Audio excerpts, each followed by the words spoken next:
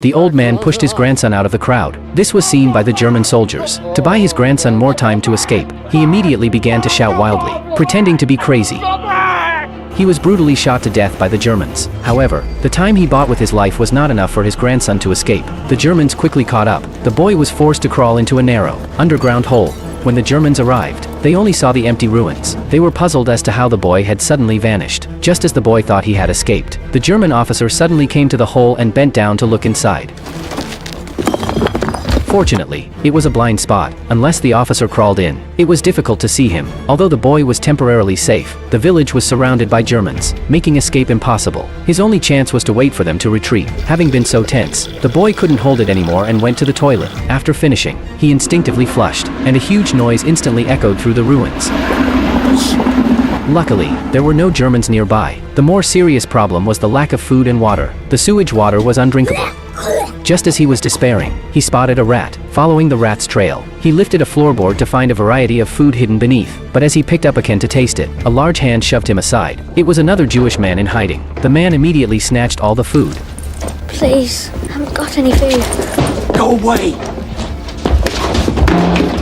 The loud noise attracted the attention of the patrolling Germans below. They immediately rushed up. The outcome was predictable. The boy was terrified by the sound of gunfire nearby, and quickly hid in a metal basin. Fortunately, the Germans were busy chasing the other two fugitives and didn't notice him. Just when he thought he was safe, a German soldier suddenly stopped and walked toward the metal basin. The boy hid inside, not daring to breathe. Luckily, the soldier only glanced at the basin before leaving. After this incident, the boy knew he would eventually be caught. He had to find a safer place to hide before the Germans retreated. He noticed the dilapidated balcony on the roof of the building across the street. However, the stairs were destroyed, making it difficult to reach. The boy decided to make a ladder. He sawed off several railing posts, then found a coil of rope to make a rope ladder. Finally, he pulled the ladder up. Once on the roof, the boy found it to be very safe. His luck was excellent. There was a water tap and even a bed to sleep on. To be safe, he would always pull the ladder up before going out. However, an accident still happened. The moment he stepped out, he saw a group of German soldiers heading his way. The boy quickly rushed back to his shelter to retrieve the rope ladder. It turned out the soldiers were there to search for fugitives. A Jewish person desperate to survive had callously betrayed his own people. The Germans easily found the fugitives, who were now facing the horrors of the concentration camp.